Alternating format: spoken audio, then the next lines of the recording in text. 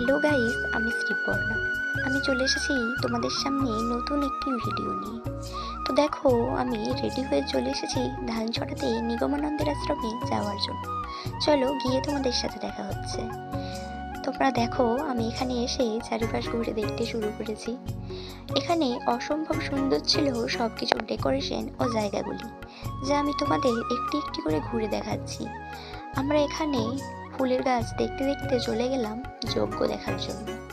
এখানে মহারাজারা যজ্ঞ করছিলেন আর ফুলের মালা দিয়ে সাজানো ছিল সব কিছু।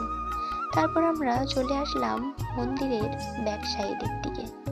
এখানে প্রচুর ফুলের টব আর লাইটিং দিয়ে সাজানো ছিল সব কিছু।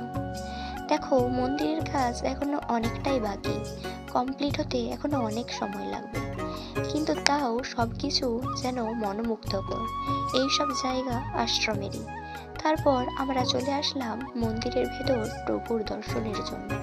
এখানে প্রচণ্ড ভিড় থাকার কারণে প্রভুর দর্শন ঠিকঠাকভাবে করতে পারলাম না। তো তোমরা দেখতেই পাচ্ছ, আমরা অনেক কষ্টে প্রভুর দর্শন করলাম। তো তোমরা কে কে ধানছড়াই নিগমানন্দের আশ্রমে এসেছিলে অবশ্যই আমায় জানিও। আমার কয়েকটি লুক তোমাদের সাথে শেয়ার করলাম, কেমন লাগছে তোমরা অবশ্যই আমায় জানিও।